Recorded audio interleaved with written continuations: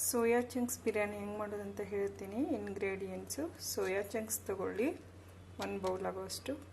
ಆಮೇಲೆ as usual ಮಸಾಲೆಗೆ 2-3 ಕರಿಮೆಣಸು ತೊಗೊಳ್ಳಿ.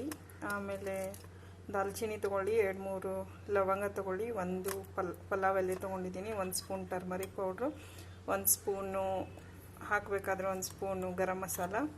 ಆಮೇಲೆ ನಾನು ಯಾವಾಗಲೂ ಮಿಕ್ಸ್ಡ್ ಜೀರಾ, ಎಳ್ಳು ಮತ್ತು ಮಸ್ಟರ್ಡ್ ಸೀಡ್ಸು ಮಿಕ್ಸ್ಡ್ ಯೂಸ್ ಮಾಡ್ತೀನಿ, 1 ಸ್ಪೂನ್ ಅದು. ಆಮೇಲೆ ಒಗ್ಗರಣೆಗೆ 1 ಸ್ಪೂನು ಉದ್ದಿನಬೇಳೆ, 1 ಸ್ಪೂನ್ ಕಡಲೆಬೇಳೆ ಮತ್ತು ಶೇಂಗಾ ನಿಮ್ಗೆ ಎಷ್ಟು ಬೇಕೋ ಅಷ್ಟು ತೊಗೊಳ್ಳಿ. ಆಮೇಲೆ ವೆಜಿಟೇಬಲ್ಸಲ್ಲಿ ನಾನು ಜಿಂಜರ್ ಗಾರ್ಲಿಕ್ ಪೇಸ್ಟ್ ತೊಗೊತೀನಿ ಒಗ್ಗರಣೆಗೆ. ಆಮೇಲೆ ಆನಿಯನ್ ತೊಗೊಂಡಿದ್ದೀನಿ 1 ಬಿಗ್ ಸೈಜು, ಟೊಮೆಟೊ ತೊಗೊಂಡಿದ್ದೀನಿ. ಅಂದರೆ ನಿಮ್ಮಲ್ಲಿ ಯಾವ್ದ್ಯಾವುದು ವೆಜಿಟೇಬಲ್ಸ್ ಅವೈಲೇಬಲ್ ಇರುತ್ತೋ ಅದನ್ನೆಲ್ಲ ಹಾಕಿದರೆ ಚೆನ್ನಾಗಿರುತ್ತೆ. ಆಮೇಲೆ ಕಾಲಿಫ್ಲವರ್ ತೊಗೊಂಡಿದ್ದೀನಿ ಸ್ವಲ್ಪ. ಆಮೇಲೆ ಕ್ಯಾಪ್ಸಿಕಮ್ ತೊಗೊಂಡಿದ್ದೀನಿ, ದೊಣ್ಣೆ ಮೆಣಸಿನ್ಕಾಯಿ ಅಂತಾರಲ್ಲ ಅದು ಆಲ್ರೆಡಿ ಇರೋದ್ರಿಂದ ನಾನು ಮೆಣಸಿನ್ಕಾಯಿ 3 ಅಷ್ಟೇ ಉದ್ದುದ್ಗೆ ಹೆಂಚಿಟ್ಕೊಂಡಿದ್ದೀನಿ. ಆಮೇಲೆ ಪೊಟ್ಯಾಟೊ ತೊಗೊಂಡಿದ್ದೀನಿ.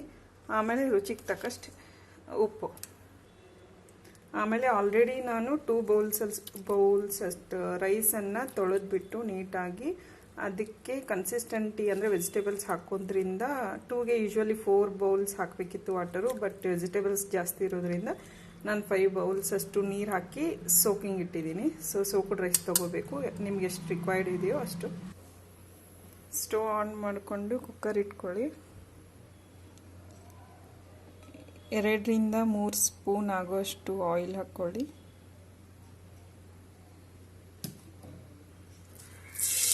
ಕರಿ ಲೀವ್ಸ್ ಹಾಕ್ಕೊಳ್ಳಿ. 1 ಸ್ಪೂನು ಎಳ್ಳು, ಜೀರಿಗೆ, ಸಾಸಿವೆ ಮಿಕ್ಸ್ ಮಾಡಿದ್ನಲ್ಲ ಅದನ್ನು ಹಾಕ್ಕೋತಿದ್ದೀನಿ. ಒಗ್ಗರಣೆಗೆ ಉದ್ದಿನಬೇಳೆ 1 ಸ್ಪೂನ್ ಹಾಕ್ತಿದ್ದೀನಿ.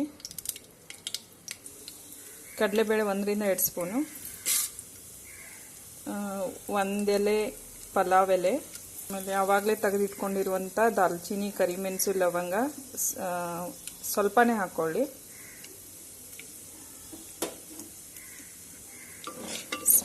ಸ್ವಲ್ಪ ಸ್ಮೆಲ್ ಒಗ್ಗರಣೆ ಅಂದರೆ ಉದ್ದಿನಬೇಳೆ ಮತ್ತು ಕಡಲೆಬೇಳೆ ಸ್ವಲ್ಪ ರೆಡ್ ಆಗೋವಷ್ಟು ಸ್ವಲ್ಪ ಕರಿಬೇಕು, ಹುರ್ಕೊಳ್ಬೇಕು ಎಣ್ಣೆಯಲ್ಲಿ.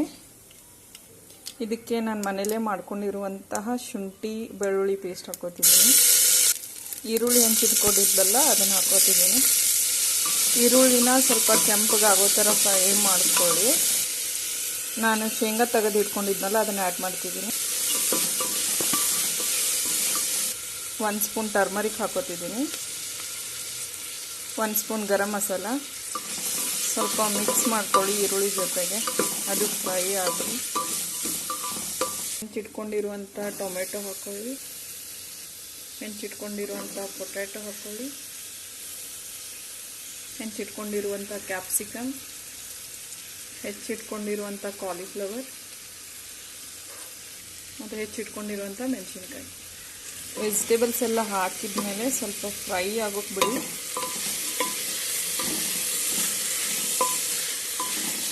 ಸ್ವಲ್ಪ ಮುಚ್ಚಿಟ್ಬಿಟ್ರೆ ಸ್ವಲ್ಪ ಫ್ರೈ ಆಗುತ್ತೆ.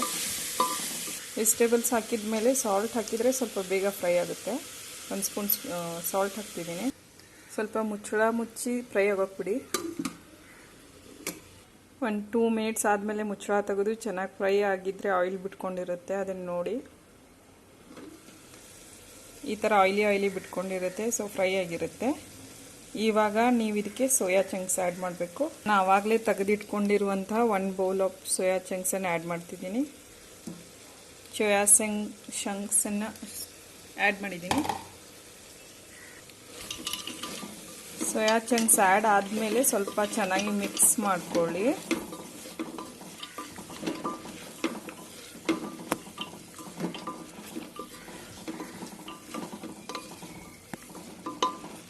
ಇದು ಚೆನ್ನಾಗಿ ಮಿಕ್ಸ್ ಆದಮೇಲೆ ನೀವು ಆವಾಗಲೇ ಸೋಕ್ ಮಾಡಿ ಇಟ್ಕೊಂಡಿರುವಂತಹ ಅಕ್ಕಿನ ನೀರಲ್ಲಿ ಎಷ್ಟು ಅಕ್ಕಿಗೆ ಅಂದರೆ 2 ಬೌಲ್ ಅಕ್ಕಿಗೆ ವೆಜಿಟೇಬಲ್ಸ್ ಇರೋದ್ರಿಂದ 5 ಬೌಲ್ ನೀರನ್ನು ಹಾಕಿ ಸೋಕ್ ಮಾಡಿ ಇಟ್ಕೊಂಡಿದ್ದೀನಿ, ಅದನ್ನು ಆ್ಯಡ್ ಮಾಡ್ಕೊಳ್ಳಿ.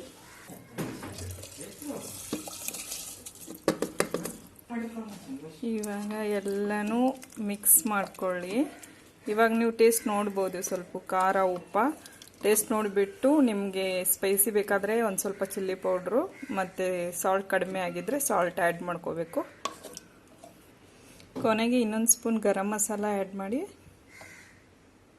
1 ಸ್ಪೂನ್ ಆಗುವಷ್ಟು ಧನಿಯಾ ಪೌಡ್ರ್ ಆ್ಯಡ್ ಮಾಡಿ. ಇದನ್ನು ಚೆನ್ನಾಗಿ ಸ್ಟಿರ್ ಮಾಡಿಬಿಟ್ಟು, ನಿಮಗೆ ವೆಜಿಟೇಬಲ್ಸ್ ಏನೋ ಜಾಸ್ತಿ ಅನಿಸಿದ್ರೆ ಇವಾಗಲೇ ಇನ್ನೊಂದು ಸ್ವಲ್ಪ ಹಾಫ್ ಬೌಲಷ್ಟು ವಾಟರ್ ಆ್ಯಡ್ ಮಾಡಿಬಿಟ್ಟು, ಆಮೇಲೆ ಕುಕ್ಕರ್ ಲಿಡ್ಡನ್ನು ಕ್ಲೋಸ್ ಮಾಡಿಬಿಟ್ಟು 3 ವಿಜಲ್ಗೆ ಇಡಬೇಕು. ಇವಾಗ ಕುಕ್ಕರ್ ಲಿಡ್ ಕ್ಲೋಸ್ ಮಾಡಿದ್ದೀನಿ. ಫುಲ್ 3 ವಿಜಲ್ ಆಗೋವರೆಗೂ ಫುಲ್ ಫ್ಲೇಮ್ ಮೇಲೆ ಬಾಯ್ಲ್ ಮಾಡ್ತೀನಿ.